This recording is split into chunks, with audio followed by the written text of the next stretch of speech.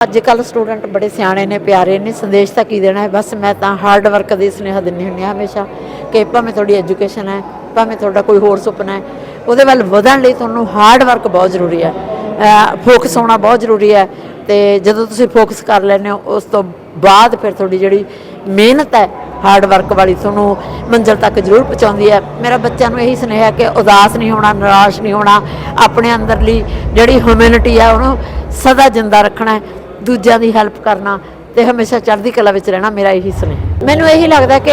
ਆਮ ਤੌਰ ਤੇ ਬੱਚਿਆਂ ਨੂੰ ਇਹ ਲੱਗਦਾ ਕਿ ਰਾਤੇ ਰਾਤ ਸਟਾਰ ਬਣਨ ਵਾਲੀ ਗੱਲ ਮੈਨੂੰ ਇਹ ਲੱਗਦਾ ਕਿ ਇੱਕ ਸਟੈਪ ਚੱਕੋ ਤਾਂ ਸਹੀ ਫਿਰ ਸਾਰੀ ਪੌੜੀ ਦਾ ਸਿਖਰਲਾ ਡੰਡਾ ਤੁਹਾਡੇ ਸਾਹਮਣੇ ਹੈ ਤੇ ਤੁਸੀਂ ਪੌੜੀ ਪੌੜੀ ਚੜ੍ਹਦੇ ਜਾਓ ਨਾ ਕਿ ਇੱਕ ਪੌੜੀ ਤੋਂ ਉੱਪਰ ਚਲੇ ਜਾਓ ਫਿਰ ਕਈ ਵਾਰੀ ਤੁਹਾਨੂੰ ਨਿਰਾਸ਼ਤਾ ਦਾ ਮੂੰਹ ਦੇਖਣਾ ਪੈਂਦਾ ਤੇ ਮੈਨੂੰ ਇਹ ਲੱਗਦਾ ਕਿ ਪੌੜੀ ਪੌੜੀ ਚੜ੍ਹਦਾ ਜਾ ਬਸ ਮਿਹਨਤ ਕਰਦਾ ਜਾ ਤੁਹਾਡੇ ਸੁਪਨੇ ਜ਼ਰੂਰ ਪੂਰੇ ਹੋਣਗੇ। Hard work hard work hard work.